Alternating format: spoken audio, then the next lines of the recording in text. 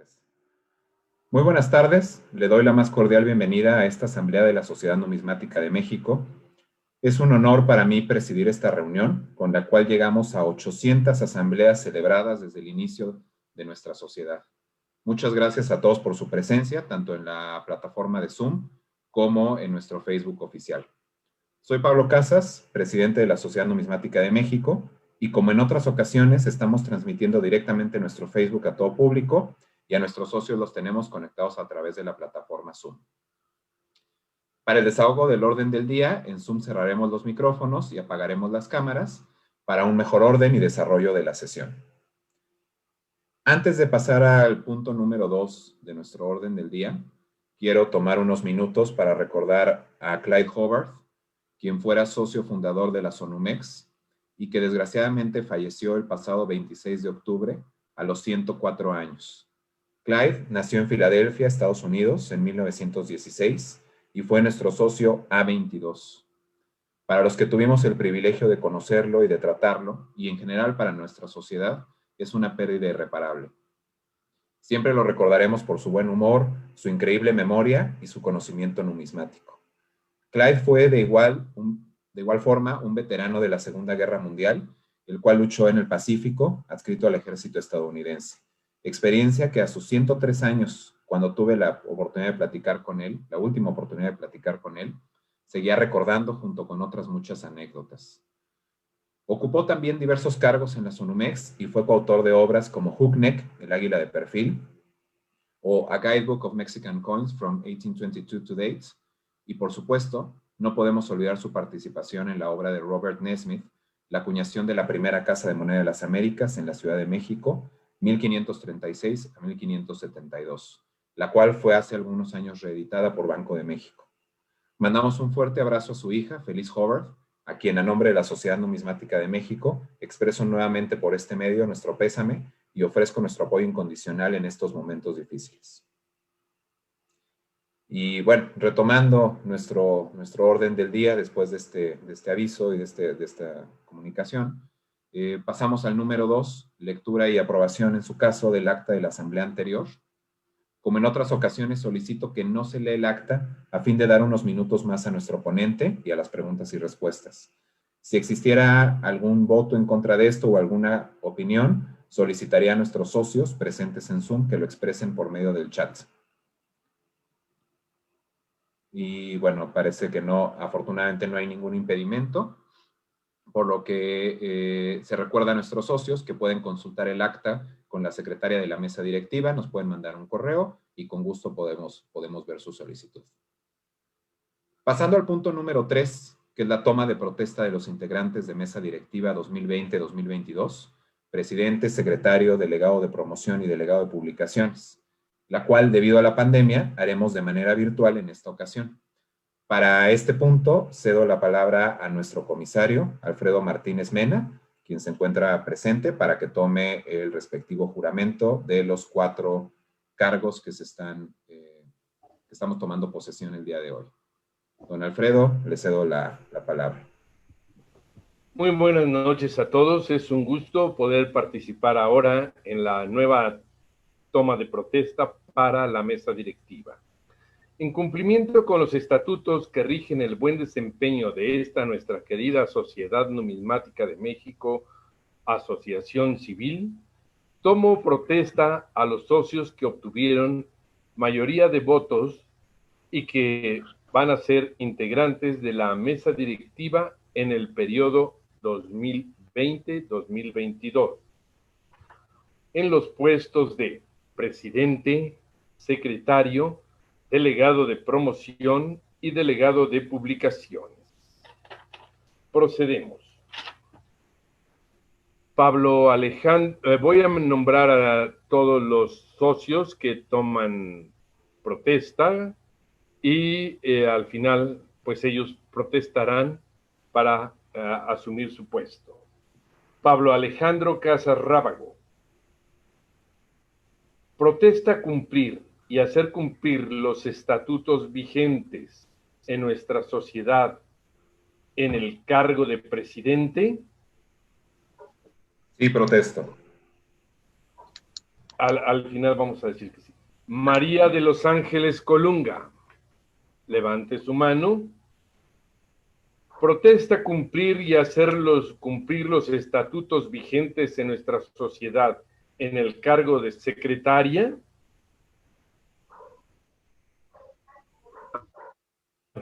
Bueno, tiene apagado su micrófono. No. Sí protesto. Bueno.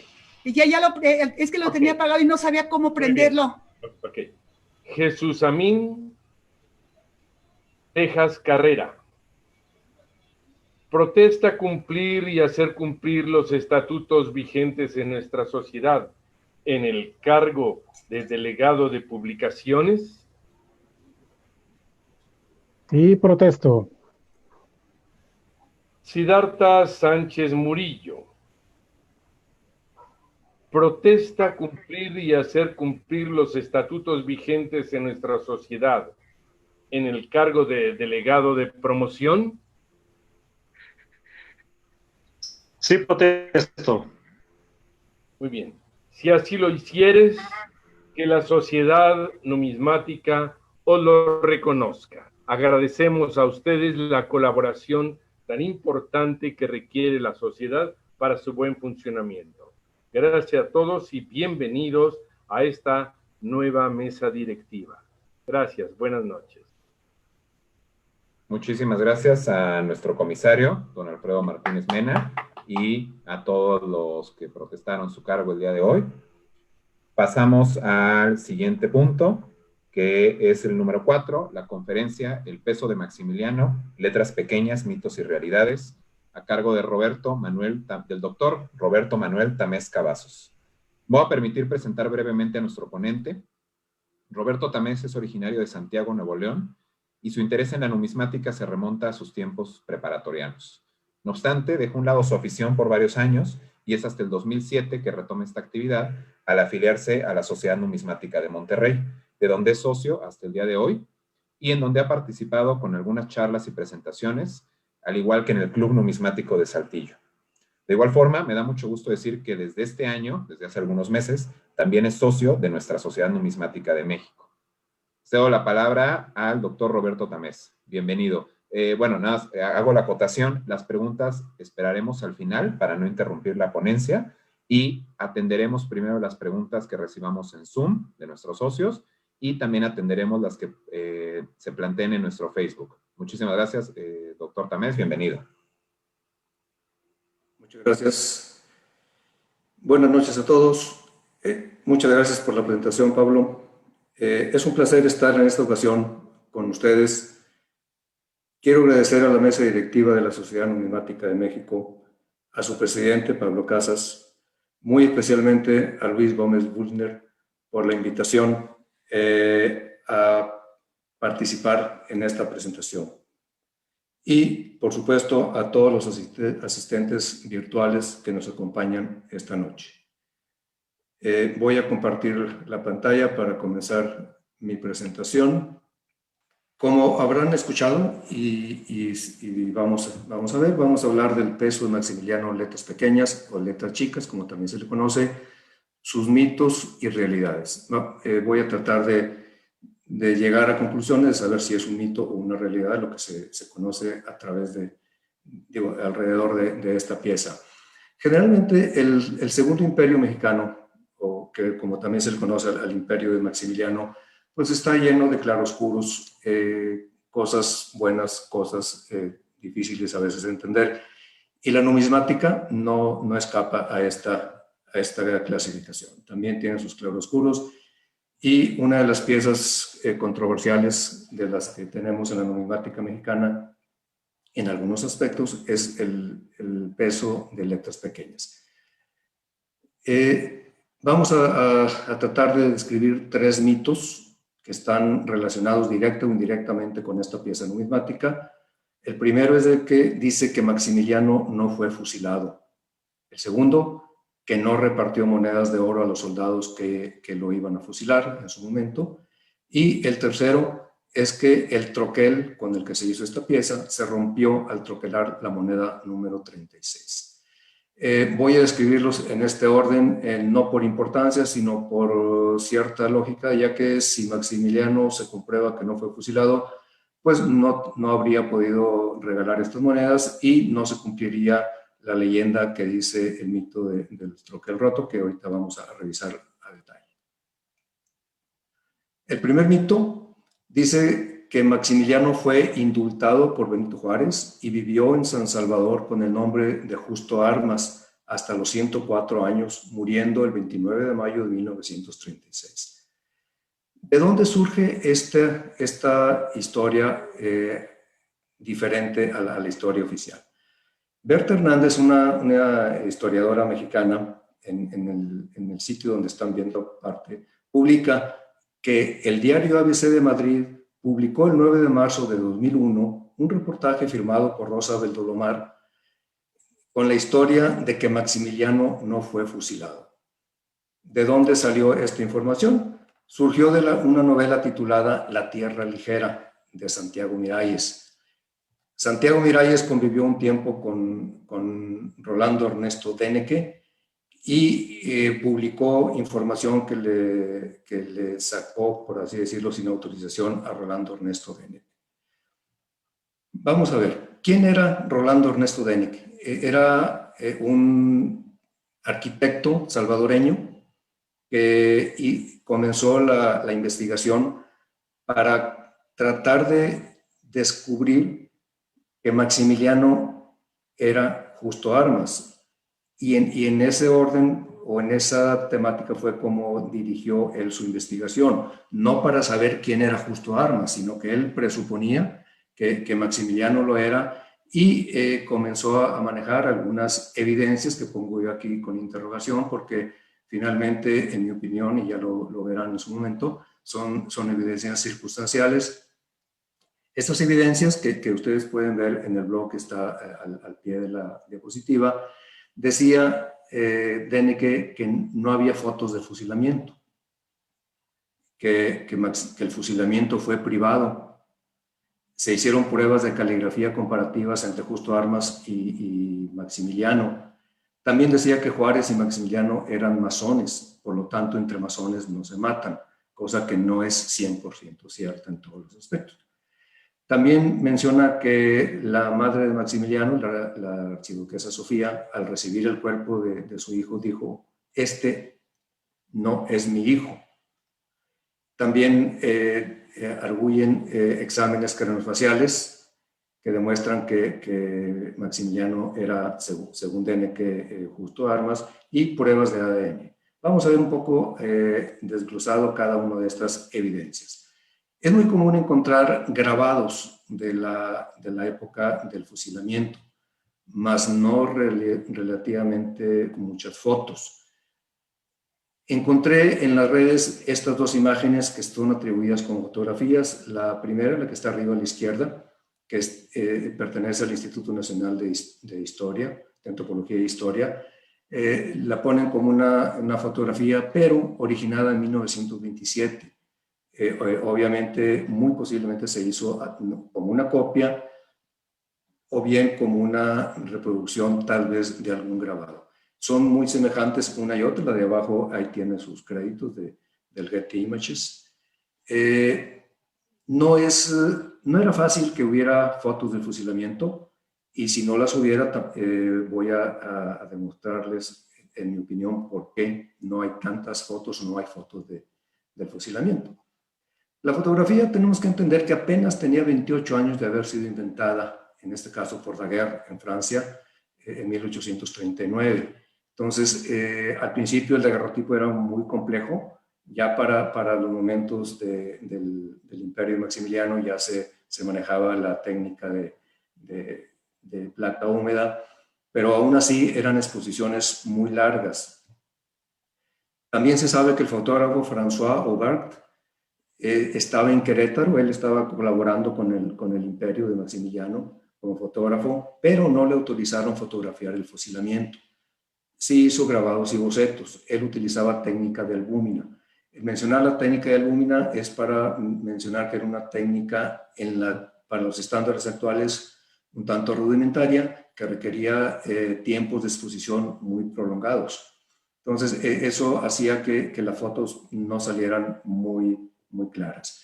Esta fotografía del pelotón que fusiló a Maximiliano se le atribuye a François Hubert, y es una foto, como ven, tomada en una habitación con los sujetos controlados, inmóviles, preparados para la fotografía. Esta otra fotografía que podemos ver en las redes es una foto tomada seguramente por otro fotógrafo, con otra técnica, se ve más color sepia, pero lo que nos llama la atención es este soldado de en medio, donde se ve que su cara está ligeramente borrosa, diferente a los demás. Entonces, seguramente al momento de la exposición, que es el tiempo que dura mientras entra la luz a la placa, se movió, tal vez giró un poco la cabeza y salió su imagen borrosa. En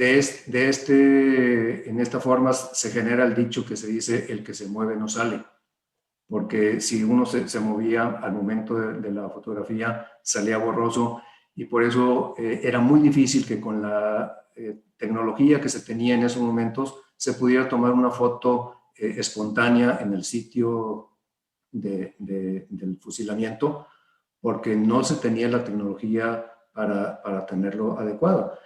Sin embargo, esto no es ya de por sí una evidencia de que si no hay fotos quiere decir que no existió el fusilamiento. Decía Däniken que el fusilamiento fue privado, que se hizo ante una veintena de personas, que se utilizó un pelotón del Ejército del Norte, de gente que no conocía a Maximiliano, para poder en teoría engañarlo, que pusieron a una persona parecida a Maximiliano.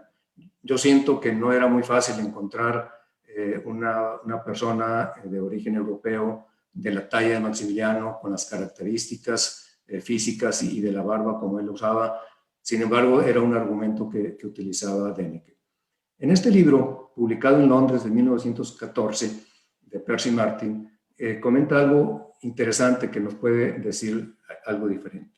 Dice: se escuchó la voz suave y bien modulada de Maximiliano dirigiéndose a los soldados que estaban frente a él, porque estaba demasiado lejos para que sus declaraciones llegaran a las filas de las tropas más allá y al público que los había seguido hasta el campo de ejecución.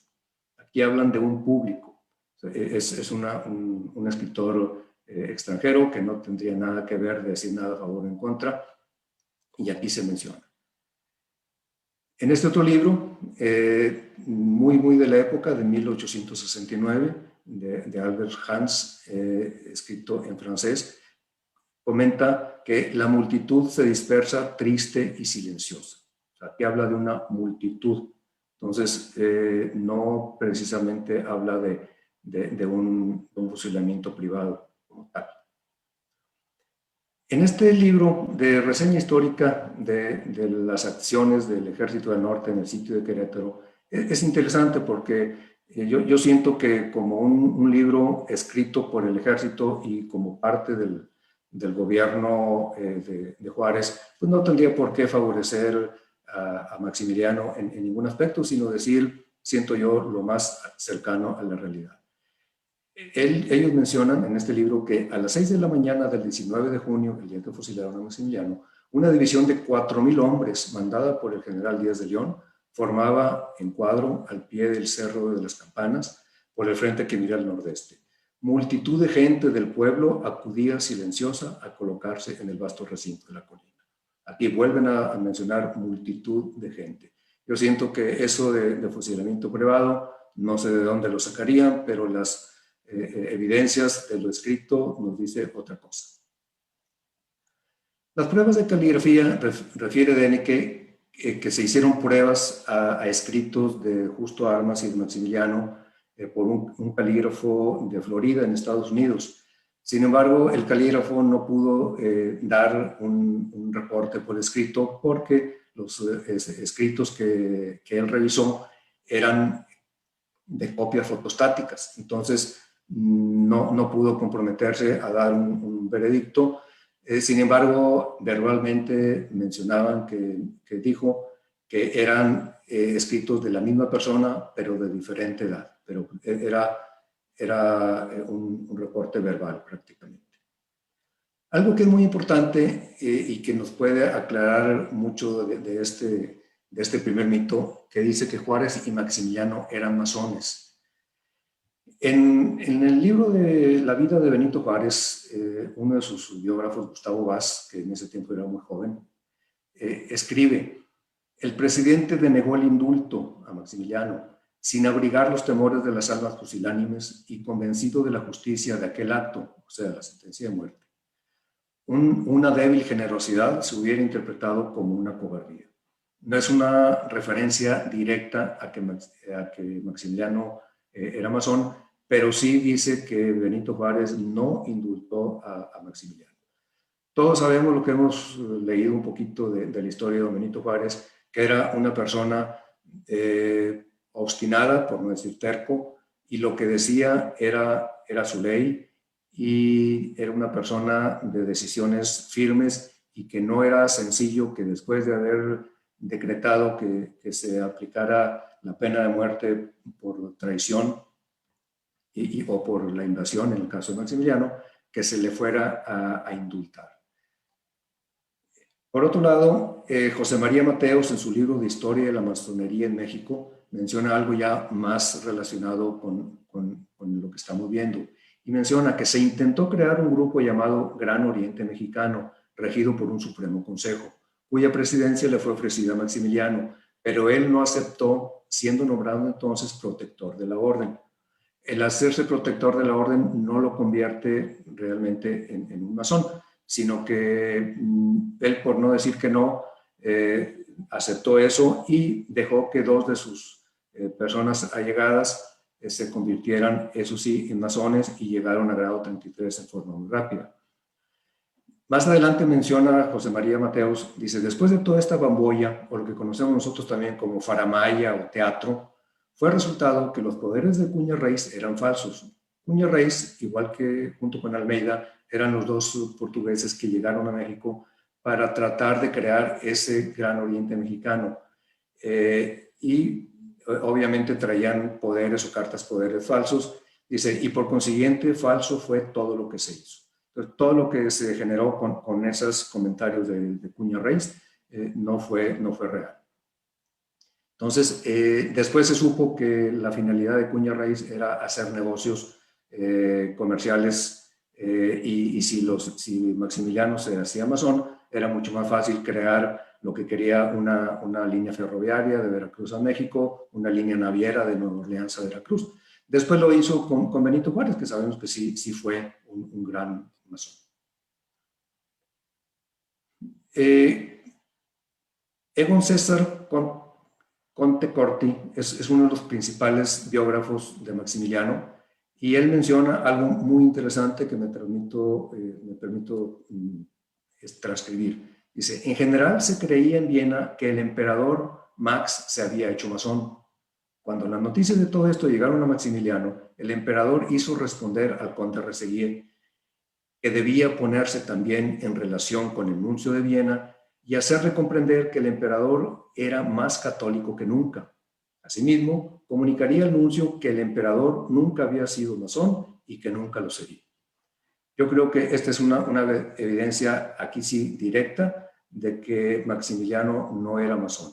Y si a esto le agregamos lo que escribió Vaz de que no lo indultó, entonces suponemos que Maximiliano no era masón y debemos creerlo así mientras no aparezca ninguna evidencia objetiva artículos propios de la masonería pertenecientes a Maximiliano, como sería un anillo, una tabla de grado, un mandil, que mientras no se sepa que perteneció a Maximiliano, no tenemos que seguir afirmando que Maximiliano no fue masón. Este no es mi hijo. Se dice que esto dijo la madre de Maximiliano casi 8 meses después de que recibió el cuerpo en Viena en enero de 1868. Y yo no encontré la referencia de dónde estaba escrito esto. Sin embargo, encontré el único libro de los que consulté, publicado en 1870 en México, menciona, dice, ahí lo aguardaba la madre del archiduque. Apenas vio la caja mortuoria, se arrojó sobre ella, arrancó el manto negro que la cubría y contempló el rostro de su hijo lanzando un grito desgarrador. Aquí no habla nada de que haya dicho este no es mi hijo. En caso de que lo hubiera dicho, se podría pensar como un comentario desesperado de una madre que está viendo el cadáver de su hijo con un proceso de embalsamamiento fallido en 2 ocasiones, muy defectuoso, con ojos que le colocaron de una virgen que le sacaron, que no, obviamente no eran ojos azules, mutilado de las barbas porque se habían utilizado como amuleto para venta de órganos y muchas cosas. Entonces, el aspecto de Maximiliano era muy diferente.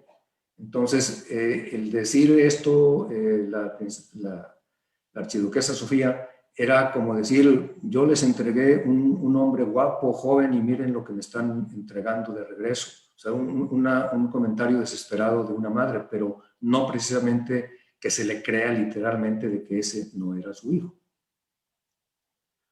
En cuanto a exámenes craneofaciales, mencionan que una persona costarricense hizo pruebas y que demostró que Maximiliano era Justo Armas.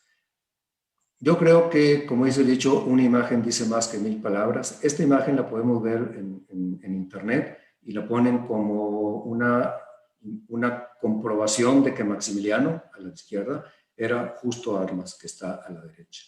Yo creo que no se necesita ser un gran fisonomista para darnos cuenta que son 2 personas totalmente diferentes. Si vemos, por ejemplo, 2 rasgos característicos de nuestra fisonomía, como en este caso la nariz y las orejas, aunque la nariz y las orejas, por tener cartílago, crecen en forma indefinida, pero no tanto como para cambiar de forma. Si vemos la oreja izquierda de Maximiliano, tiene una pequeña deformidad que no tiene la de Justo Armas. Entonces, por más que crezca un cartílago, no va a enderezarse.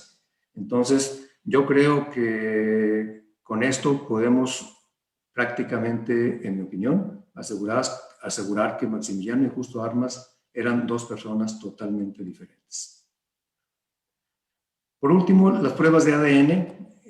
Dice que desgraciadamente las muestras de ADN de don Justo Armas estaban contaminadas y no fue posible concluir en un resultado contundente. Esto lo comentó Denick, no es comentario de nadie más. En algunos sitios dice que la prueba fue positiva, bla, bla, bla, pero en realidad no fue concluyente. Y de hecho se hizo, obviamente no con muestras de Maximiliano, sino con una descendiente mujer por línea materna. Y aunque hubiera salido concluyente, entre comillas, pues hubiera sido parcialmente concluyente, porque no hubiera compartido el 100% de los genes y siempre hubiera quedado la duda. Pero yo creo que con lo que hemos visto anteriormente, podemos decir que Maximiliano no era Justo Armas. Vamos a hablar rápidamente del segundo mito de las monedas de oro que Maximiliano repartió a los soldados. El mito dice que no regaló una moneda de oro a cada uno de los soldados del pelotón de fusilamiento. Algunos dicen que esto es una historia romántica que hace ver, o que la crearon para hacer ver a Maximiliano con cierta bondad, generalmente para tratar de arreglar un poquito los que están en contra del imperio. Sin embargo, vamos a ver, por obvio de tiempo, algunas publicaciones nada más donde se nos dice. La primera referencia que yo encontré, y fue donde me nació la inquietud de seguir buscando, fue en este libro de La otra historia de México, de Armando Fuentes Aguirre, donde menciona que Maximiliano fue hacia los soldados que lo iban a fusilar y entregó a cada uno de ellos una moneda de oro y les pidió que le apuntaran bien. Entonces me fui un poquito más atrás cada vez para buscar en los libros más anteriores a este, menos contemporáneos de nosotros, y en el libro de México a través de los siglos, que es un libro muy conocido por la mayor parte de nosotros de historia, en muchos tomos y que tiene en teoría bastante grado de reconocimiento, se menciona: Maximiliano se adelantó luego y distribuyó monedas de oro de a 20 pesos entre los soldados que iban a fusilarlo. También aquí se menciona. En este libro, que es la primera traducción al español del parte de la biografía o del escrito de Conte-Corti, esto es de 1924, también Conte-Corti menciona, dice: y en esto reparte entre los soldados que han de ejecutarle 1 onza de oro a cada uno, rogándoles que procuren apuntar bien. Entonces, vuelven a decir con pocas palabras casi lo mismo. En el mismo libro que ya habíamos visto referido de Percy Martin, también se menciona esto en inglés y decía: él entonces dejó su lugar y avanzó hacia el pelotón de fusilamiento, consistiendo en 7 hombres, y a cada uno de ellos regaló una moneda de oro, 20 pesos, conocida como Maximiliano de oro. En este libro, también en francés, que ya vimos ahorita, también menciona Albert Hans: le dio a cada uno de los soldados que iban a dispararle 1 onza de oro, pidiéndoles no apuntarle a la cara. Entonces, yo creo que son muchas las referencias, y este es de 1867, un libro publicado en España, en Madrid y en Barcelona. Es de los más recientes para la época publicado, y también menciona: informóse de los soldados que habían sido designados para fusilarle, a quienes dio, como tenía ofrecido, 1 onza a cada uno, y rogándoles que apuntasen al pecho. Por último, volvemos al libro de la reseña histórica de las acciones del Ejército del Norte en el sitio de Querétaro, y aquí también en la misma página menciona: Maximiliano sacó de su bolsa unas monedas de oro de a 20 pesos que distribuyó entre los soldados que iban a fusilar. Yo creo que son muchas las referencias, no puse todas las que encontré por obvio de tiempo. Sin embargo, vemos que todos mencionan lo mismo de diferentes épocas de publicaciones, en diferentes idiomas y diferentes personas. Yo creo que este acto de Maximiliano está bien documentado. El tercer mito, que es el más interesante numismáticamente hablando, es el del troquel roto. Y dice que el troquel se rompió al troquelar la pieza número 36, por lo que solo se acuñaron 35 monedas. Entonces, vamos a ver esto. ¿Y de dónde hemos conocido esta información? Generalmente, al menos en lo que a mí respecta, todo lo que hemos sabido lo he sabido de este libro de Benjamin Betts, de la acuñación imperial mexicana, donde habla tanto de la acuñación de Iturbide del primer imperio y del segundo, que fue Maximiliano. En la página 36, al pie de página mencionan esta nota, que está borrosa y me permití traducirla y se la voy a leer. Una curiosa leyenda referente a este dólar puede ser encontrada en la revista americana de numismática, volumen 13, página 86, escrita por el fallecido Dr. J.M. Nagel, de Montjoy, Filadelfia, el cual relata la ruptura de los troqueles, diciendo que solo 35 piezas habían sido troqueladas y que al troquelar la siguiente, la número 36, el troquel se hizo pedazos. Que un defecto apareció antes de la ruptura del troquel, haciendo una marcada depresión en la sien de la efigie. Que cuando Maximiliano fue fusilado, una bala entró justo en el sitio indicado por el defecto. Que él, o sea, Maximiliano, tenía 36 años al momento de la ejecución. En la otra parte de la referencia, de la nota de pie de página dice: en referencia a esto, Mr. Skilton ha dicho: esta historia con todos sus detalles no es conocida por los numismáticos de México, pero ellos saben que tal troquel se hizo pedazos después de algunos dólares fueran troquelados y que los troqueles subsecuentes eran de una manufactura inferior. Ellos reconocen en las leyendas pequeñas el acabado casi espejo de la superficie y la depresión en la sien de la efigie.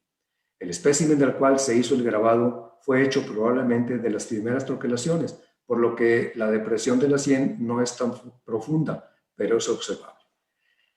Me llama la atención de que si esto ocurrió en México, ¿por qué los numismáticos mexicanos no estaban enterados de todos esos detalles? No quisiera ser mal pensado, pero yo siento que esta historia nació fuera de México para fines que no sé. Entonces, comencé a rastrear y localicé el reporte original, la publicación original de 1879. Este es el encabezado de esa revista, y aquí vemos el artículo completo. Como no es muy largo, me permití traducírselo porque siento que es el meollo de toda esta investigación.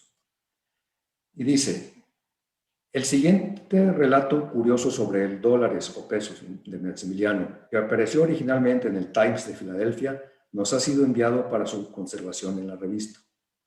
Tengo en mi poder un dólar o peso maximiliano cuya leyenda bien autentificada es la siguiente. Cuando se hizo la última acuñación, el troquel se rompió y la última pieza quedó destrozada, de modo que apenas se reconocía su parecido con un dólar. Y la pieza fue entregada a la emperatriz Carlota como recuerdo del incidente.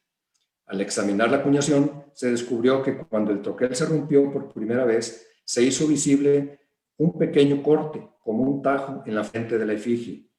La grieta fue agrandándose en cada pieza sucesiva hasta la 32ª. Las 3 piezas siguientes estaban muy rotas y la 36ª era la masa de plata ilegible ahora en posesión de Carlota. Yo siento que difícilmente alguien que trabaja en una casa de moneda va a presumir y ante una emperatriz una pieza defectuosa. Un regalo del momento del incidente de la ruptura de los troqueles como que no es para presumírselo a nadie.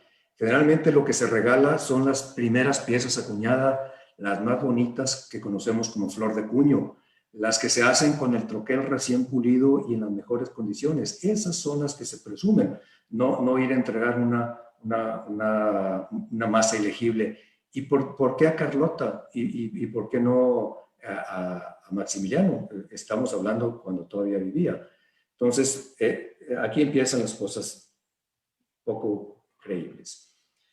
Seguimos. Cuando se hizo el descubrimiento, a los obreros de la Casa de Moneda se les ocurrió que la circunstancia era un presagio de algún terrible desastre, y la emoción se intensificó cuando se anunció que Maximiliano tenía 32 años cuando se convirtió en emperador de México y que estaba entonces en el 3er año de su reinado, y se llegó a la creencia que la última pieza, 36ª destrozada, indicaba un trágico y terrible final para el monarca.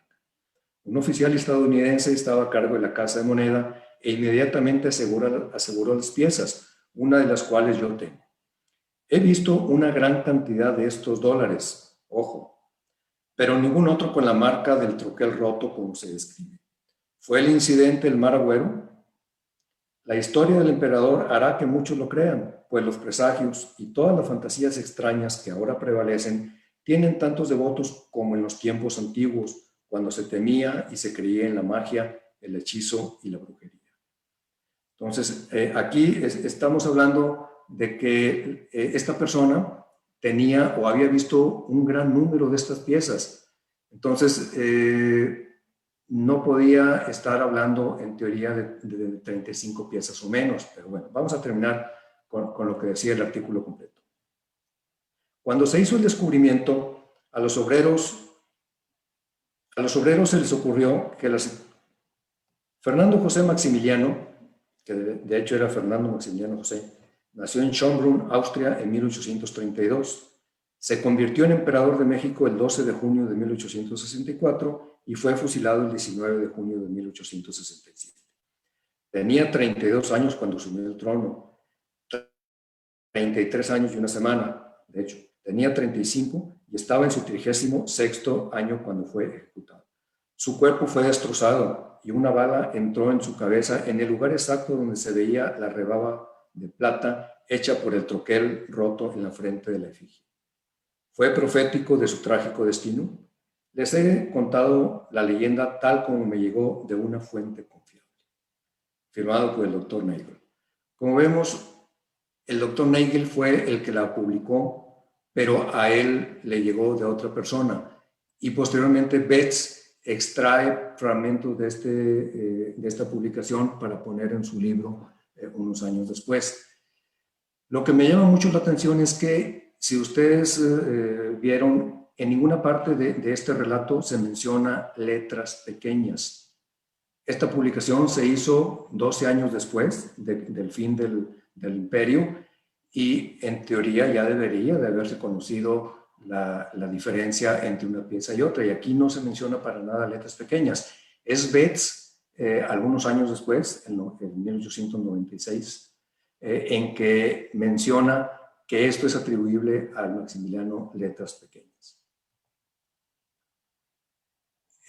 Para contravenir algunas cosas que se mencionan aquí, mencionamos en este libro de Sarah York Stevenson, en la nota 2 de pie de página, de la página 305, que me permití ampliar, y dice: el doctor Basch dice, la cabeza estaba libre de heridas. El doctor Basch era el médico personal de Maximiliano y participó en la autopsia. Más adelante describe con más detalle todos los daños que produjeron en el cuerpo los proyectiles. Entonces, aquí nos dice que la cabeza estaba libre de heridas. Entonces, no es cierto que había un balazo, un tiro de gracia. Si vemos esta foto, que es atribuida también a François Hogarth, vemos que en la sien derecha, que es la que vemos en la efigie de Maximiliano, no se ve ningún balazo. Obviamente, con los calibres que utilizaban en aquel tiempo, estaría muy dañado. Y en la máscara mortuaria que está en el Museo Nacional de Intervenciones, tampoco vemos dañado esto. Entonces, yo siento que esto no se apoya. Volviendo a nuestra pieza numismática, se dice que el 7 de febrero de 1866 se acuñan las primeras pruebas de monedas de $1, utilizando por primera vez una máquina de acuñar Morgan Orr & Company de Filadelfia. Esto lo vemos en un libro digital de Inora Velasco Robledo. Ahorita vamos a ver cómo funcionaba esta máquina. Sin embargo, la circulación de la moneda de $1 comenzó el 6 de julio de 1866 y la moneda de 20 pesos oro unos 4 o 5 días después. Esto según el periódico de la Sociedad, o unos en agosto según Manuel Carrera Estampa. Como vemos, hasta ahorita ninguno de los autores mencionan ninguna pieza irregular de las acuñaciones, y vamos que si hubiera sido conocido, pues hubiera sido una noticia. Pero bueno, veamos más adelante. Esta es una imagen del Museo de la Moneda en el Potosí, allá en Bolivia, donde podemos ver una máquina Morgan Orr, seguramente parecidas o iguales a las que usaron en la Casa de Moneda de México como parte de la trocolación de estas piezas. Obviamente es una máquina movida por bandas. Aquí vemos estas grandes poleas donde se ajustaba la banda. No había electricidad en ese tiempo, entonces no podía ser una máquina eléctrica. En El Pájaro Verde, otro periódico de la época, el 9 de febrero se publicó: pronto veremos moneda de nuevo cuño. La primera que se entregará a la circulación es la de valor de $1. Ya hay acuñada regular cantidad, está muy bien trabajada. Estábamos hablando del 9 de febrero, cuando se comenzaron a acuñar el día 7. Entonces, en teoría, no se menciona ninguna ruptura de troqueles.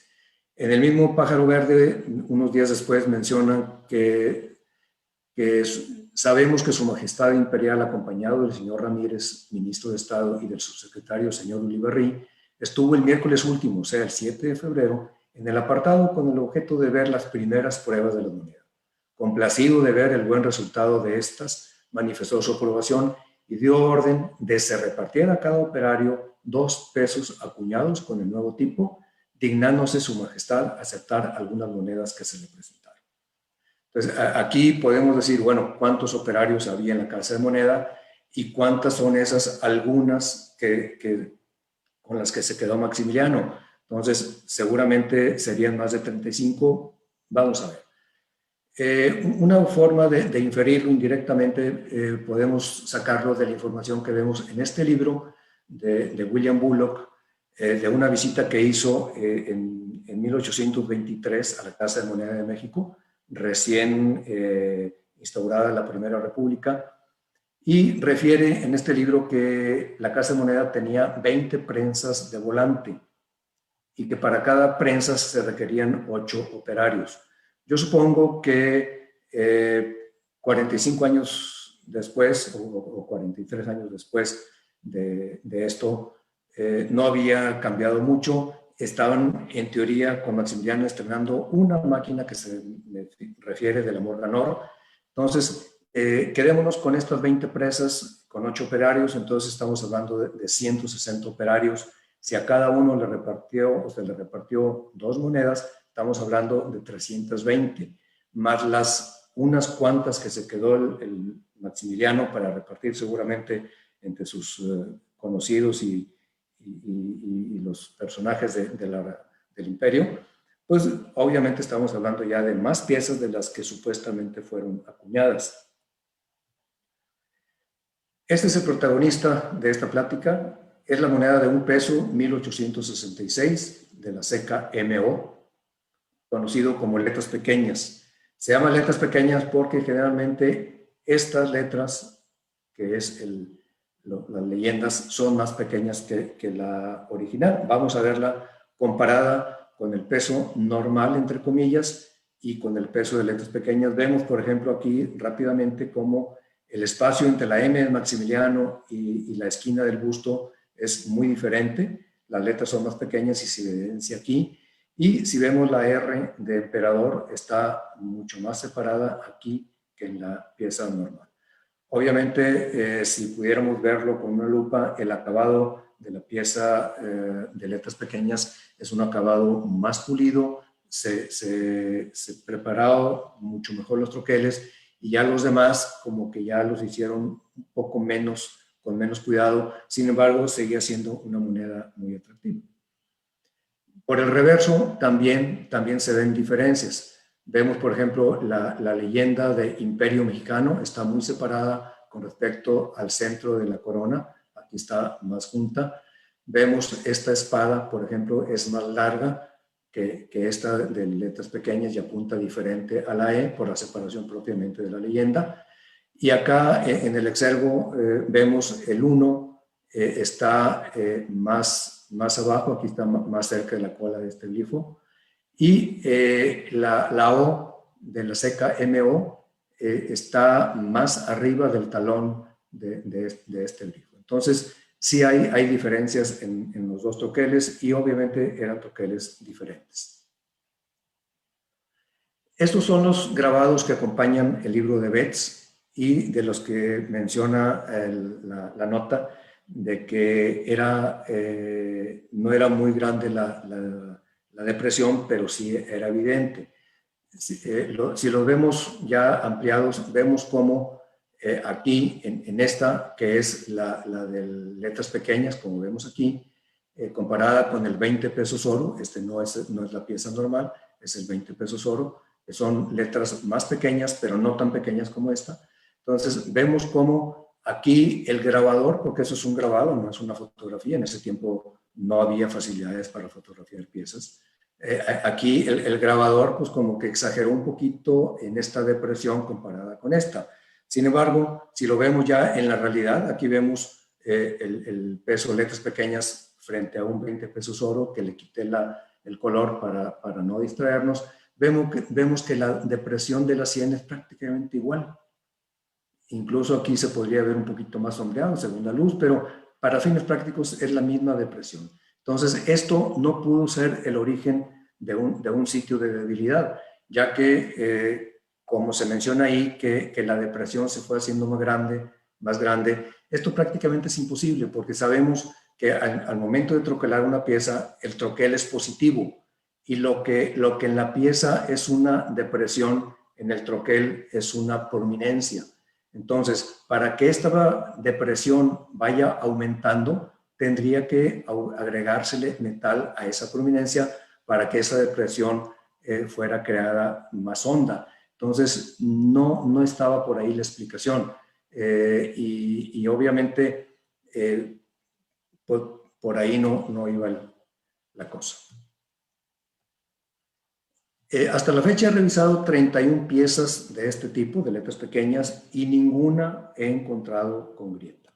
De estas, 14 están certificadas por la NGC, 6 de la PCGS. No dudo que existan piezas con troquel roto, pero no he visto ninguna. Ojalá algún día aparezcan. Esto no va a hacer que cambie este mito. Todos conocemos y hemos visto, por ejemplo, piezas con troquel agrietado del peso Muera Huerta. Casi podría decir que son más comunes las de troquel roto que las de troquel normal. Sin embargo, a nadie se le ha ocurrido, y espero que no se le ocurra, crear una leyenda parecida a esta, ya que hay suficientes piezas del Muera Huerta y pues no va a ser creíble una pieza de una leyenda como tal. Entonces, no puedo dar la referencia completa porque vi fragmentos de publicaciones, pero en 1961, en diferentes periódicos de Estados Unidos, un numismático, no pude enterarme de quién, va a ser como un comentario anecdótico, más que una referencia, mencionaba que se puso en contacto con algunos amigos numismáticos, tanto por vía de correo y telefónica y presencial, y ninguno de los numismáticos con los que tuvo contacto conocían alguna pieza con grieta. Entonces, ¿dónde están esas piezas agrietadas? Supongo que si las hubiera, la gente no las atesoraría. Obviamente son piezas que valdrían más por esta leyenda que las precede, pero no, yo no he visto ninguna, no sé en realidad. Ojalá algún día aparezca alguna.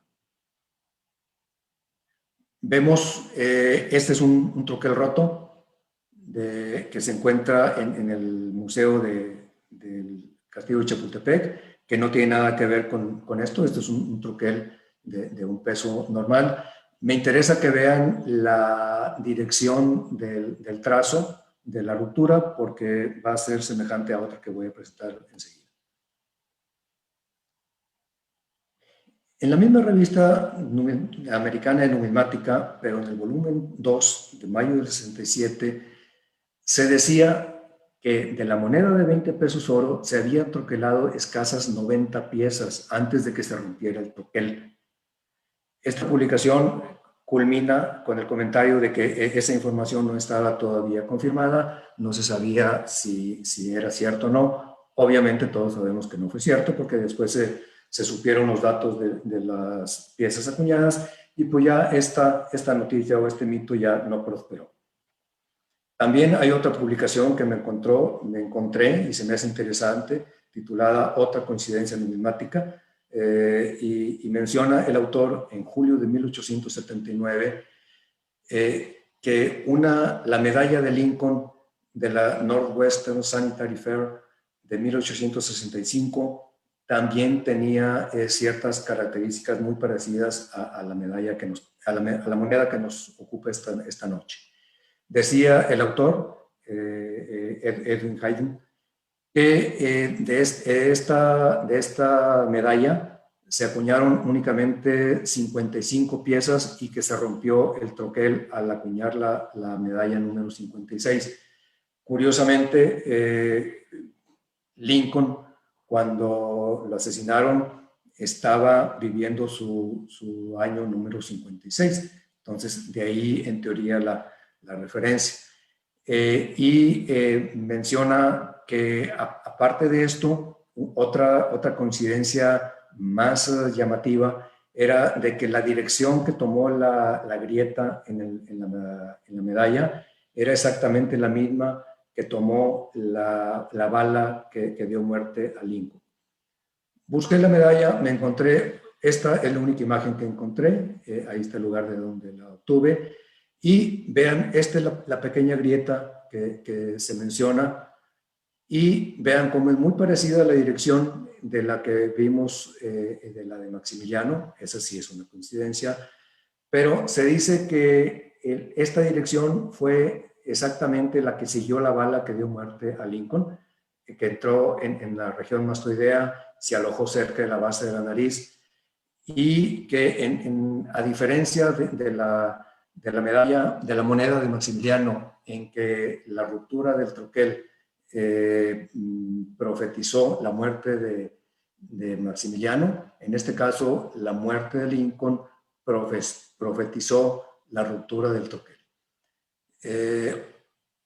La información que tenía esta medalla en ese sitio de Connor Pricer mencionaba que se conocían, según los registros, 1000 piezas, o sea que para nada eran 55 como decía el autor.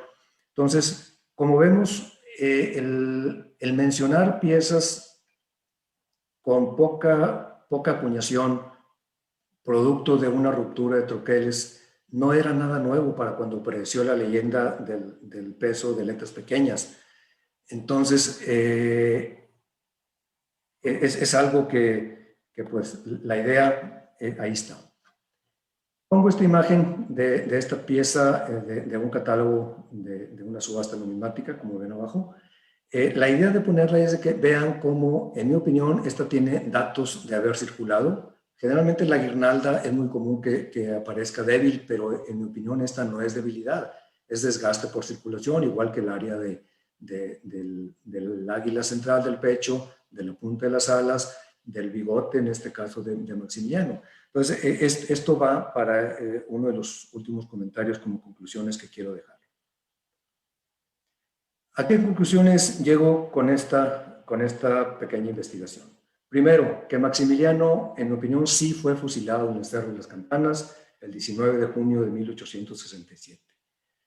Hay muchas personas que quieren ir en contra de la historia oficial y se creen de cosas raras. No es nada raro que en cualquier época aparezcan noticias sensacionalistas de que Pedro Infante no murió, que Elvis Presley seguía vivo, que Juan Gabriel está en otra parte. Generalmente la gente, y no nada más los mexicanos, por lo que vimos con lo de Lincoln, es muy dada a creer historias irreales, sensacionalistas, pero aquí, con las evidencias que creo haber mostrado, yo creo que podemos concluir que Maximiliano sí fue fusilado. Maximiliano sí dio una moneda de 20 pesos solos a cada uno de los soldados que lo fusilaron. Yo creo que las fuentes consultadas son más que claras y suficientes como para llegar a esta conclusión. La leyenda del troquel roto al acuñar la pieza número 36 no tiene fundamento histórico ni documental, en mi opinión. Dudo mucho que de las 31 piezas que yo he revisado o que vi en fotos de subasta o físicamente, ninguna tenga grieta, cuando según la leyenda dice que hasta la pieza 32 estaba el troquel agrietado. No dice desde cuándo, pero sería mucha casualidad que me hubiera tocado revisar únicamente las piezas bien acuñadas y ninguna de las piezas con grieta. Entonces, yo siento que esto no tiene, en mi opinión, ningún fundamento ni apoyo histórico ni documental. Seguramente se acuñaron más de 35 piezas. ¿Cuántas? No sé. Pero ojalá algún día tengamos acceso o aparezcan los registros de la Casa de Moneda o algo que nos evidencie si realmente ocurrió esta ruptura de los troqueles, si esas piezas que pudieran salir en un futuro agrietadas realmente se tratan de piezas de letras pequeñas o de las piezas normales. Lo que sí es que la moneda de 1 peso 1866, CKMO de letras pequeñas, es el primer peso acuñado en México.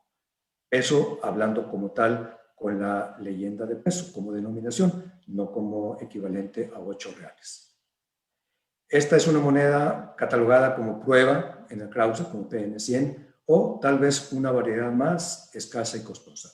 En mi humilde opinión, yo siento que es una variedad, porque la última foto que les presenté es una pieza que circuló. Generalmente las que vemos en subastas y más de Heritage y de estos lugares o las que se mandan certificar, pues, obviamente son las piezas no circuladas, las piezas mejores. ¿Por qué no se ven circulando más? Seguramente porque hubo pocas, pero en mi opinión es una variedad, como hay muchas variedades en la moneda mexicana, y no creo que se haya basado la acuñación de esta pieza únicamente en un juego de troqueles, un troquel anverso, un troquel reverso, puesto en la máquina nueva, y nada más toda la producción iba a ser con ese juego de troqueles nada más. Generalmente, hasta donde yo entiendo, la troquelación se hace, en este caso, si había 20 prensas de volante, se tendrían 20 juegos de troqueles con las mismas características obtenidas de unos punzones de trabajo. Entonces, yo siento que esta es una variedad, eso sí, escasa y costosa, vale generalmente en promedio 30 veces más que la pieza normal. La plática se está grabando, el que quiera consultar las fuentes bibliográficas, aquí las tienen, para que si quieren ampliar esto. Y por mi parte es todo, les agradezco mucho su atención y cualquier comentario sería bienvenido. Muchísimas gracias al doctor Roberto Tamés por su interesante plática del día de hoy. Sin duda alguna, me parece que la narrativa fue muy interesante, el tomar como punto de partida los mitos que existen en torno al fusilamiento, la leyenda, que no es más que una leyenda, como bien lo señaló el ponente de Justo Armas, pues bueno, nos ayudó a entender y contextualizar otra leyenda adicional, es decir, pues todo esto que nos platicó el día de hoy. Y pues bueno, pasaría ahorita en lo que vemos preguntas en Zoom, que al parecer ahorita no ha habido ninguna. Voy a leer lo que nos están comentando en Facebook. Mandan saludos Horacio Zaragoza Puebla, Elsa Jiménez, Ricardo Carlos Ugarte. Verbo Numismático dice felicidades, interesante información. Miguel Ramos, la narrativa de la historia de Maximiliano es muy interesante. Me mantuvo atento en toda la conferencia. Felicidades, Roberto. Julio César Monedas Plata, saludos. Luis Matías Roberto Robles Ávila, excelente información. Celia Saucedo, gracias don Roberto por la información. Igual Edgar Adrián Martínez Cruz, Ricardo Vázquez, Felipe Asensio, a quien saludamos desde la sociedad. Alfredo Chávez Macías dice, esto es lo divertido de la numismática. Casi nada de lo que sabemos es cierto. Interesante comentario. Nos dice Oscar Cruz, muchas gracias, excelente presentación. Crista, súper interesante, muchísimas gracias, Crista. Jesús Garza, muy puntual y objetiva su presentación, doctor Tamés. Luis Gurrola, excelente tema y bastantes mitos aclarados. Ricardo Carlos Ugarte, nuevamente, excelente conferencia, saludos desde Monterrey. Y bueno, en general, muchas felicitaciones, José Antonio Urbán Carrillo, Jorge Mario Fernández, Ángel Álvarez, Moneda Ciudad Juárez. Ángel, muchas gracias por conectarte. Dice, excelente. Elsa Jiménez, Alex Bustor, también muchas felicidades. Tuvimos bastantes personas conectadas, alrededor de 80 en Facebook en algún momento. J. Sebastián Rodríguez, excelente ponencia. Doctor Roberto Tamés Cavazos, saludos, un abrazo. Juan Andrés Bazán, saludos desde el estado de Hidalgo. Monedas Magallanes, también. Mike MX, todos mandan saludos. Salvador Vázquez, Javier Hernández. Ángel Álvarez nos comenta nuevamente, dice, muy interesante la trayectoria de la ojiva que mató a Lincoln y la ruptura del troquel. Sam O.C., muchas felicidades, coincido con la información del peso de letras chicas. Saludos desde la Sociedad Numismática de Zacatecas. Igual, Gabriel Betancourt Denis. Héctor Hernández dice, gracias al doctor Tamés por tan interesante disertación. Pues bueno, como vemos, pues muchísimas felicitaciones por parte de todos los que siguieron la conferencia en Facebook. Hasta ahorita ninguno ha preguntado. Y vemos aquí también en el chat de Zoom a Luis, que comenta muchas felicidades, Roberto, fantástica conferencia, muy bien documentada y muy clara en las conclusiones. De igual forma, Juan José Rizul nos dice, excelente conferencia, doctor Tamés, muchas felicidades. Saludos también desde Mérida, por Oscar Daniel Canul Lee, Felipe Herbao desde Parras, Coahuila, Reynosa, Javier Hernández manda saludos, Alfredo Chávez Macías y nuevamente Gabriel Betancourt que dice la conferencia excelente. Y me parece que sí tenemos una pregunta. Si me das un segundo.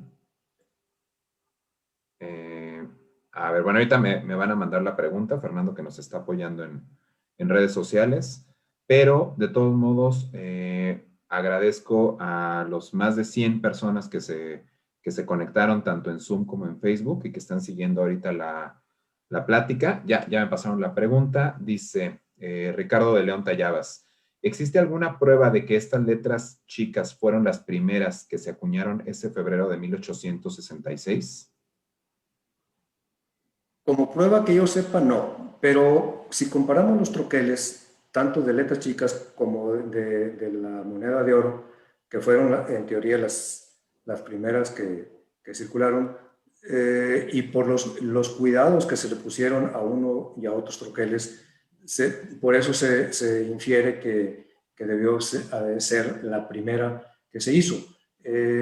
No sería para mí lógico pensar que fuera la segunda, porque si no, no hubiera tantas de la pieza común y menos ya de la final. Seguramente esta fue la primera, se rompió el troquel o se cambió el troquel con pocas acuñadas y posteriormente ya con el troquel de una calidad diferente ya se hicieron todas las del 66 y posteriormente la del 67. Pero que yo sepa una prueba documental de que sea esa, no. De hecho, como vimos en el reporte del mito, ni siquiera mencionan las letras pequeñas. Se conoció la diferencia entre una y otra a raíz de la publicación de Betz. Antes no se mencionaba esa diferencia entre letras pequeñas y no. Perfecto, muchas gracias. Roberto, también tenemos ya en la plataforma de Zoom varios comentarios. Roberto Hinojosa nos dice, magnífica investigación que da al traste a mitologías infundadas y dañinas a la verdad. Pues sí, efectivamente, una investigación muy bien documentada. Vemos todas las fuentes al final y que pues sin duda alguna ayudarán a todos los estudiosos de la moneda del Segundo Imperio. Sergio Valdés nos dice, muy buena, interesante plática. Un saludo y felicitación para el doctor Tamés. Ileana Maya, excelente charla, muy interesante, felicidades. Ricardo de León Tallabas nos comenta, absolutamente fenomenal, extraordinariamente bien investigada, excelente por cualquier parte, de acuerdo completamente con Ricardo. Bueno, la pregunta ya la habíamos visto, de igual forma las felicitaciones por parte de Luis. José Luis Rafael Icaza Campa nos comenta, gracias por ilustrar esta parte de nuestra numismática. Igual, Víctor Darío Saucedo, gracias y felicidades por la conferencia, un saludo desde Saltillo, Coahuila. Juan Hernández nos dice, felicidades a Roberto Tamés, integró en su excelente presentación puntos muy importantes alrededor de Maximiliano, muy detallada y documentada. Felicidades, saludos desde Monterrey. Ricardo, la pregunta. Luego, Adrián González Salinas, muchísimas felicidades, Doc, excelente investigación. Pregunta, si es una variante el peso de las letras pequeñas, ¿qué cree que pasó para que no se siguieran acuñando más de estas monedas?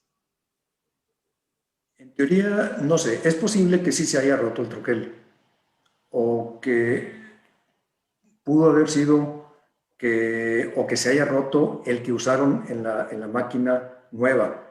Mencionan que la máquina Morganor era una máquina que de un solo golpe troquelaba la moneda y el canto.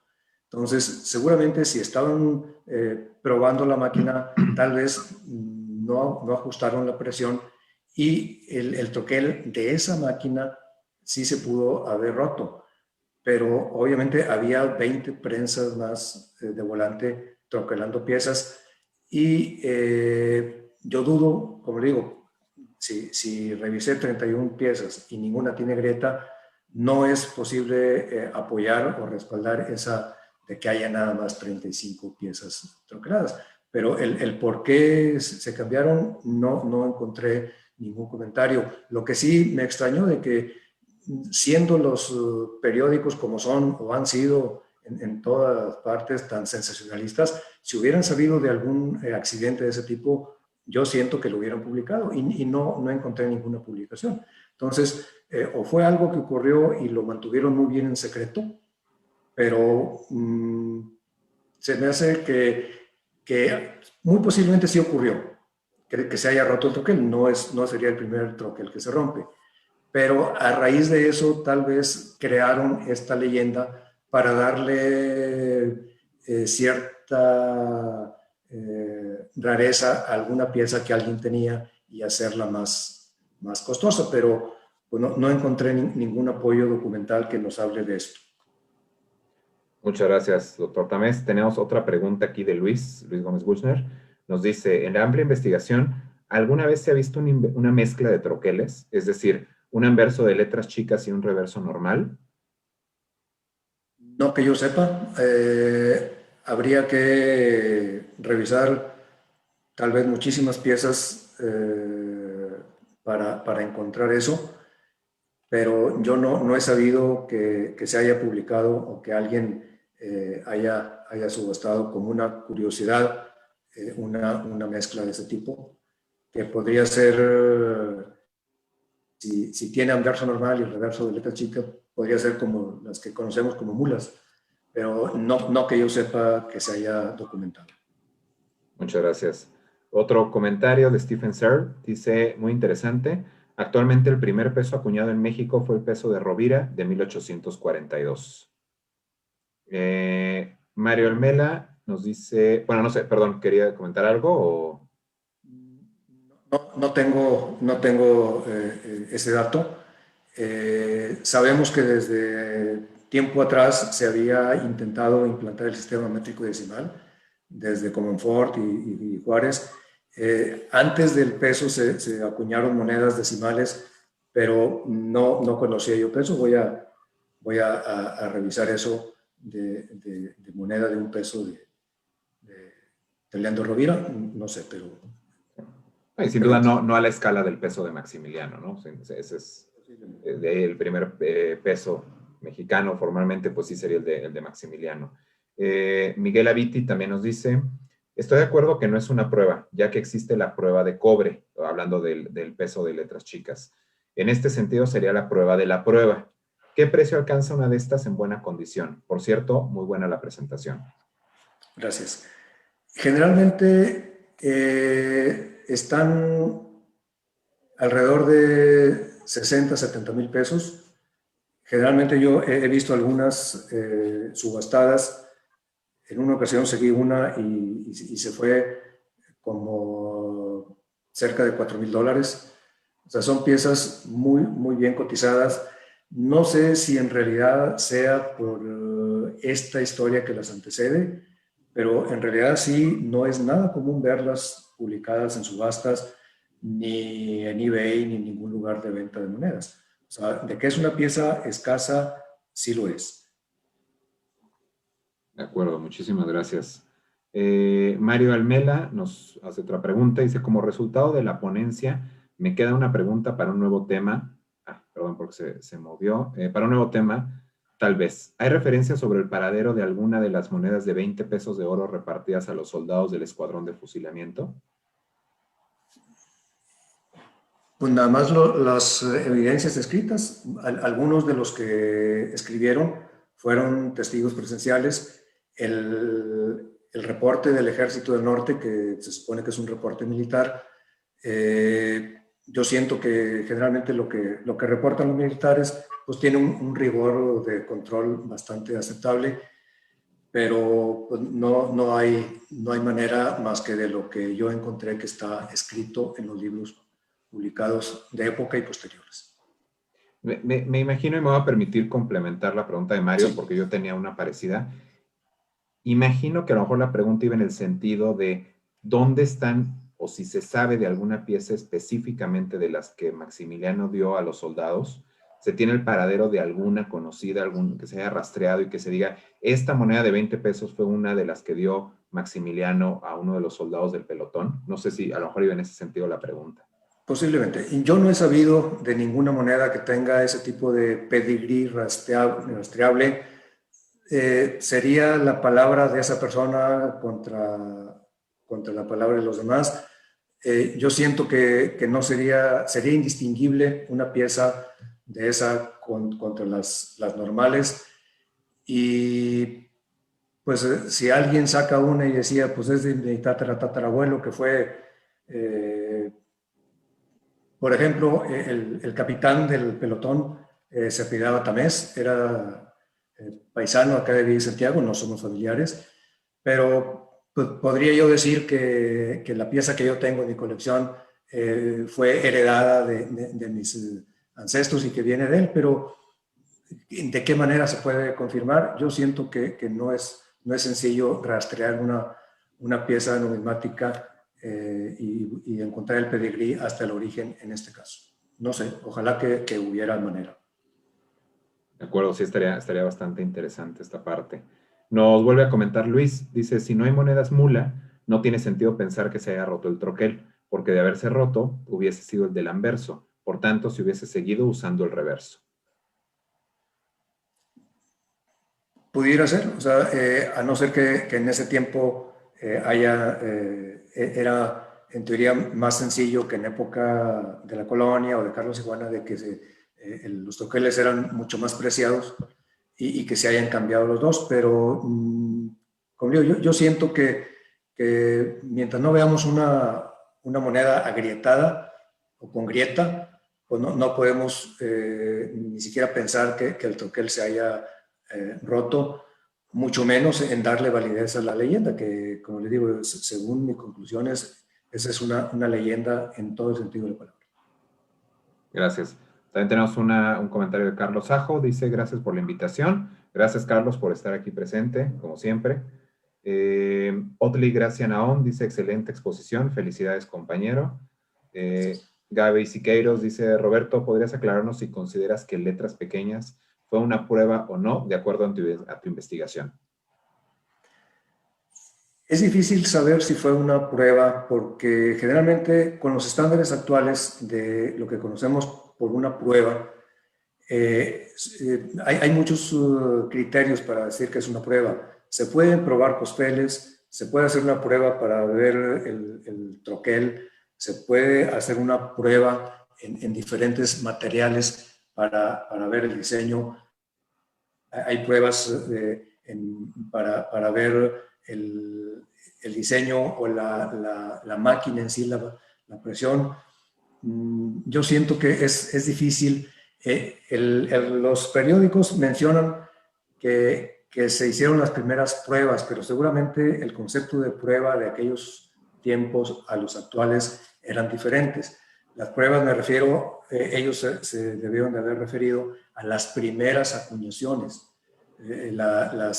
por así algo, los prototipos, las que después ahorita conocemos como flor de cuño, que eran las primeras que se hacían, pero no en el concepto de prueba, de decir, es una prueba a ver si funciona, o como en algunas de las pruebas que nunca circularon y que se hicieron nada más como un intento de un diseño que no se aprobó. En este caso, pues el único documento donde mencionan prueba es en ese periódico, pero yo siento que era un criterio diferente a lo de la prueba actual. Muchas gracias. Otro comentario de Adrián González Salinas dice, pregunta, ¿fue Benjamin Betts, entonces el descubridor de la variante del peso de Max de letras chicas, pequeñas? Pues es la primera referencia que yo encontré en su libro. En las demás revisiones que hice de la revista numismática americana no encontré ninguna referencia como letras pequeñas. Todo decía como dólar de Maximiliano. Y la primera referencia que yo encontré fue en ese libro de Betts, de finales del siglo antepasado.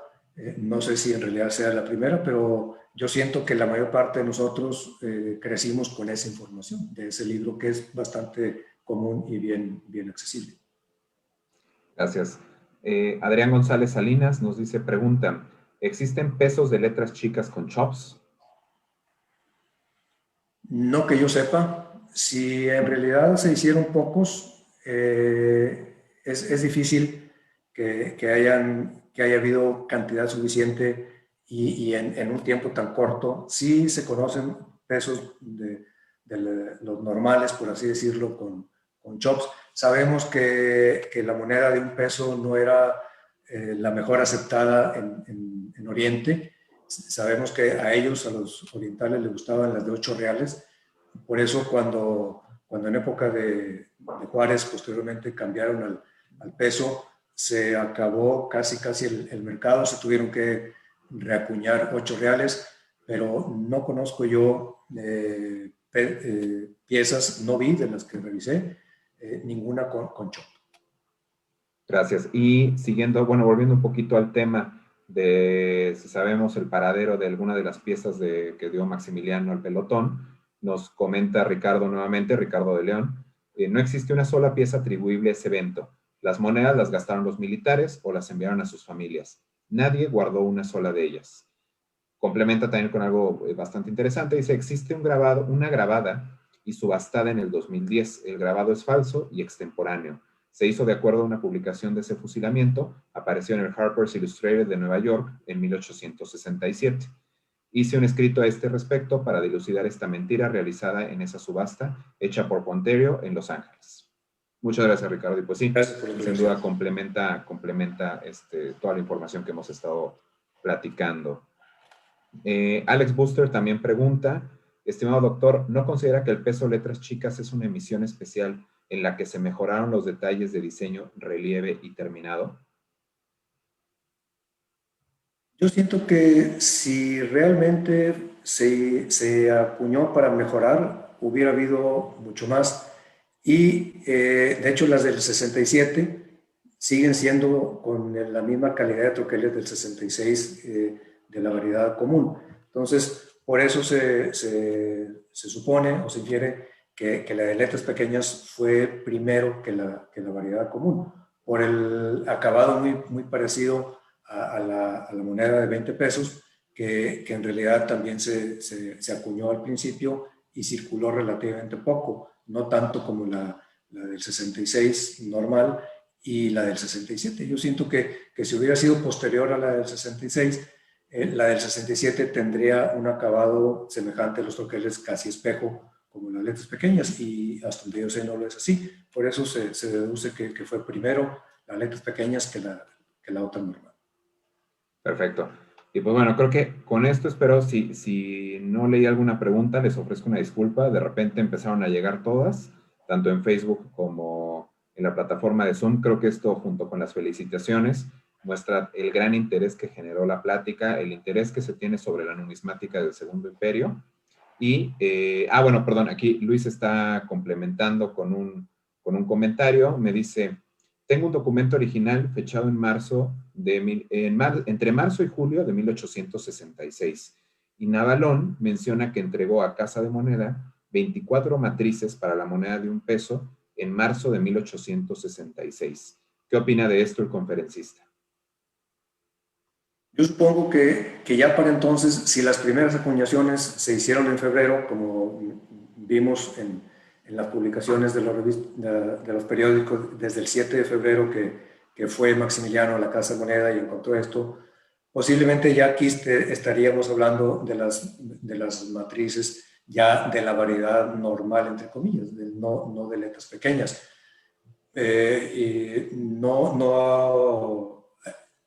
Si hubiera una imagen que es escrito para saber si realmente eran letras pequeñas, pero posiblemente ya se tratara de la de letras grandes, por así decirlo, para diferenciarlo del tema de hoy. Perfecto, muchísimas gracias. Nuevamente, doctor Roberto Tamés Cavazos, por gracias a ustedes. Interesante tema que nos vino a exponer el día de hoy, muy bien investigado, documentado, con una presentación muy amena, que pues bueno, vemos que generó bastante interés entre todos nuestros socios y entre todos nuestros seguidores de redes sociales. Se lo agradezco nuevamente. Gracias a Y ustedes. bueno, agradezco a nombre de la sociedad, queda pendiente el envío del diploma por la contingencia que estamos viviendo, pero bueno, en breve esperamos hacérselo llegar. Y con esto daríamos por terminado la parte de la conferencia del doctor Roberto Tamés Cavazos y pasaríamos al último punto del orden del día, que es tribuna libre para nuestros socios que están en la plataforma de Zoom. Si alguien tuviera algún comentario, algún dato que quisiera compartir, pues este es el momento. Pueden mandarlo por el chat, me lo pueden mandar a mí directamente para que lo comente si es que lo hubiera. Quieren, damos unos cuantos segundos. Muy bien, me parece que no tenemos mayores comentarios, por lo que solamente me resta... bueno, ya llegó uno, si me disculpan. No voy a leer. Y dice, perdón, está tardando en cargar, la señal empezó a fallar un poco. Bueno, ok. Emanuel Márquez, que con un tema de boletines, con todo gusto, Emanuel, te contactamos en breve para platicar. Bueno, también aprovecho, ahorita me está recordando Cedrián acerca de los nuevos billetes. Bueno, quizá ya vieron algunos de ustedes las publicaciones en redes sociales de Banco de México, que en breve, esperemos a lo mejor ahora en el transcurso de noviembre, o a lo mejor de diciembre, esperemos que en noviembre, se pondrán en circulación los nuevos billetes de 100 y de 1000 pesos con las nuevas imágenes.